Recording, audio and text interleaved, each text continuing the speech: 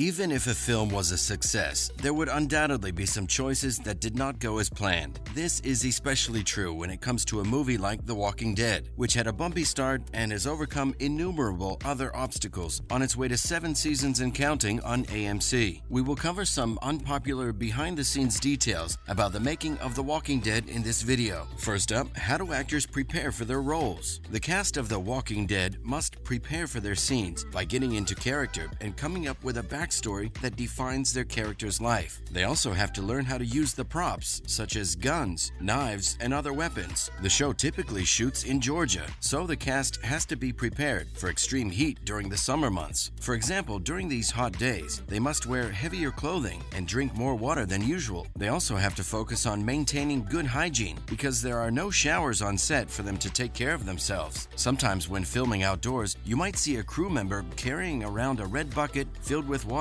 for actors to cool off. What are the challenges of filming a show like this? After 11 seasons, many fans are unaware of a lot going on behind the scenes. What happens when the cameras aren't rolling? And what caused not one but 2 showrunners to leave the production? There are numerous behind-the-scenes rumors and details that many people are unaware of. A lot goes into transforming an extra into a walker, but sitting in the makeup chair is only one part of becoming one of the show's many zombies. Filming a show like that is no easy feat. It takes massive coordination and an extremely high level of dedication from the cast and crew to make it happen. From camera angles to set design, everything is meticulously planned and executed by the people behind the scenes. Here are some behind-the-scenes details about filming The Walking Dead that you may not have known. Also, The Walking Dead hires more walkers than you might think. When it comes to the walkers, one of the best aspects of The Walking Dead is its reliance on real people rather than CGI for the most part. They could easily have created terrifying zombies to threaten the cast, but instead chose to hire makeup and special effects artists to transform ordinary people into undead monsters. Each season, the showrunners hire up to 200 extras. Extras appear on the show occasionally, but thanks to the makeup and costume designers, viewers never notice repeat offenders. Most spend days on set, and that number can often reach 60 at a time. Also, cops have been called in. You have to be cautious when shooting a movie about a bunch of unclean individuals rushing around with guns, because some viewers can get the incorrect idea. A SWAT team was called to the set when Michael Rooker was seen atop a building with a rifle during the first season. We can't blame people for calling the cops after seeing that, but it wasn't the cast's only run-in with the law. Lauren Cohen was pulled over on her way home from work one evening while still covered in blood. Even though it was fake blood, the police officer didn't feel any better when he approached the vehicle. On the show, there are 4 types of zombies. When you have to spend a lot of time and money turning a normal person into a zombie, you want to ensure they can't be seen from 200 yards away. That doesn't mean the people in the wide shots don't get makeup, but it does result in a classification of zombies on set. Walkers are classified based on how much time they'll spend on screen and how close they are to the camera. They are much further away from the camera and are dressed in filthy clothes with minimal makeup. They might grab a prosthetic as they get closer, but it's the ones in full frame who really get the Walking Dead treatment. Another is that aliens could have shown up. When creator Robert Kirkman went to pitch the series to AMC, The Walking Dead comic was already a huge franchise, but it didn't start off as well as he might have hoped. When he first published the book, few people expected it to succeed. After all, how long could a zombie story go on endlessly? He joked in the beginning that he'd introduce aliens around issue 75 and turn the entire story into some crazy alien invasion backstory. While joking about it, he ended up putting some color pages in the back of the issue, which amused most but enraged some readers. Did you notice that time moves at a different pace in The Walking Dead? The Walking Dead had been on for 12 years by the time the final season aired, but the show does not progress in real time. As a result, many fans wondered how long it had been since the infection first struck humanity and wiped out the majority of civilization. The series revealed how long it's been since Rick Grimes entered a coma and awoke in the zombie apocalypse. The timeline was revealed in Season 10's Here's Negan. According to his flashbacks, the 11 seasons span between 12 and 13 years since the zombie apocalypse began. Also, Rick's hand was supposed to be amputated. Fans of the comics have been curious as to why Rick did not lose his hand in the first encounter with the governor. That's exactly what happened in the comics. When the 2 first clashed. It seemed a foregone conclusion that Andrew Lincoln would have to wear a green glove for the majority of the series, but this did not happen. There is a simple and straightforward reason